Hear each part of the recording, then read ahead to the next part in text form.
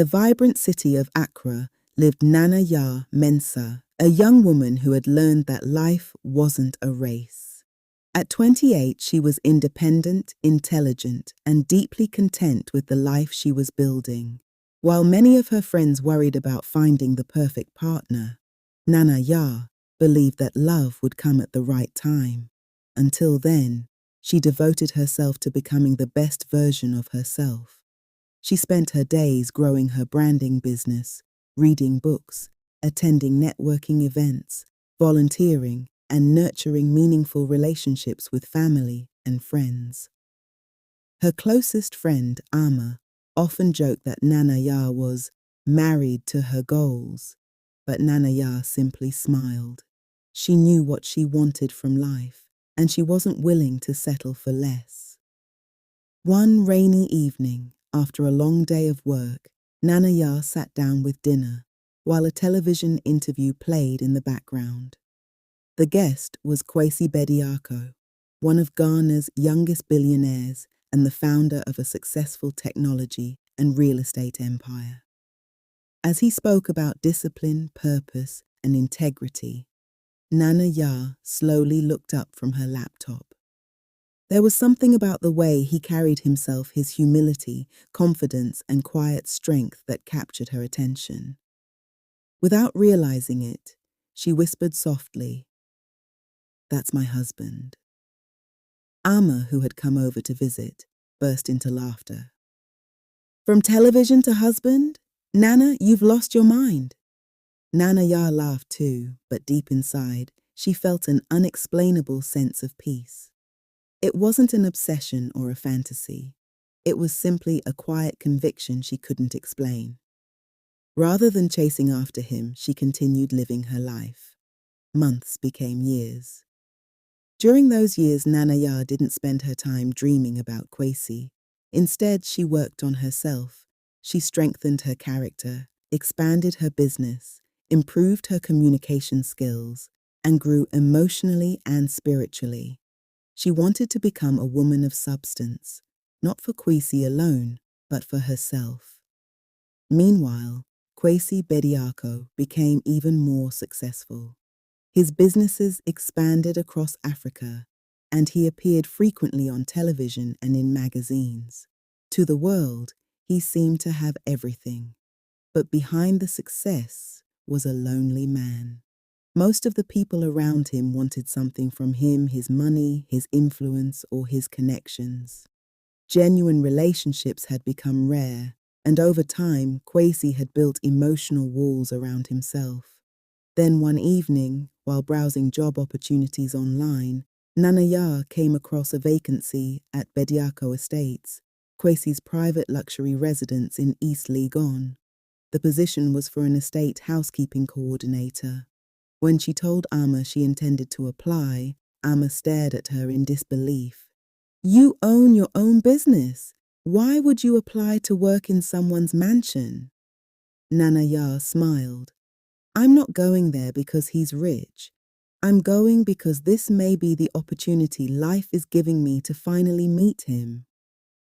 After several interviews, the estate manager was impressed by her intelligence, professionalism, and calm confidence. She was offered the job. Walking through the gates of Bediako Estate for the first time, Nana Yaa admired the breathtaking architecture, beautifully landscaped gardens, and elegant modern design. Everything reflected excellence. Not long after she settled into her role, she met Kwasi. He noticed her almost immediately. Unlike everyone else, Nana Yaa never acted nervous around him. She wasn't trying to impress him or gain his attention. She simply did her work with excellence. One afternoon, Kwasi noticed she had rearranged the flowers in the hallway. When he asked why, Nana Yaa replied, "Natural light makes the room feel alive." Her answer surprised him. She saw beauty in details most people overlooked. From that day forward, small conversations became part of their routine. Sometimes they spoke while passing through the mansion corridors.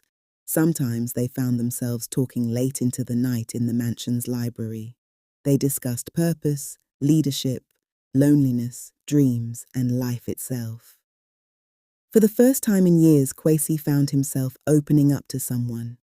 His best friend and lawyer, Fifi, noticed the change immediately. "You finally met someone who treats you like a normal human being," Fifi teased with a grin. Kwasi laughed, but couldn't deny it. Nana Yaa brought peace into his carefully controlled world. As weeks turned into months, their friendship quietly blossomed into something deeper. Yet Nana Yaa carried a secret she feared would ruin everything. One evening, Kwasi accidentally discovered a notebook she had left behind. Inside were journal entries written years before. There were notes from his television interviews, prayers asking God to prepare her for the future, personal goals she had set for herself, and one sentence that stood out above all the others: "Become the woman who can stand beside the man you admire." Kwasi felt betrayed. Had everything been planned? Had she entered his life under false pretenses? Unable to hide his emotions, he confronted her. Nana Yaa didn't deny the truth. "Yes," she admitted, "I applied because of you." Kwasi looked away in disappointment. "But I never came for your money," she continued softly. "I never wanted your fame. I only wanted the opportunity to know the man behind the headlines. While I hoped our paths would cross, I spent those years becoming someone of value. If we never met, I still would have become this woman." Her honesty left Kwasi speechless. For days he wrestled with his emotions. Then something unexpected happened. He visited Nana Yaa's family home. There he met her mother, Akosua Mensah. She welcomed him warmly, serving homemade Ghanaian food, and treating him not as a billionaire but simply as a guest in her home. There were no luxury cars, no cameras, no business meetings, just laughter, warmth, and genuine love. Watching Nana Yaa with her family, Kwasi finally understood what had drawn him to her. She wasn't chasing his success. She already knew her own worth. Later that evening, he invited Nana Yaa to the rooftop of his estate. Below them, the lights of Accra stretched across the horizon. For a long moment, neither of them spoke. Finally, Kwasi broke the silence. "What scared me wasn't that you knew who I was," he confessed. "It was that someone could truly see me." Nana Yaa smiled gently. "I never wanted the billionaire," she said. "I wanted the man." Kwasi reached for her hand. "You didn't spend your life waiting for me," he said. "You spent it becoming the woman you were meant to be." A tear rolled down Nana Yaa's cheek as she smiled. "And somehow," Kwasi continued, "when the time was right, our paths finally crossed."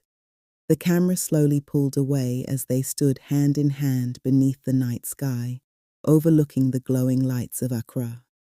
Sometimes the greatest love stories are not written by chance alone. Sometimes they are written by preparation, patience, and perfect timing.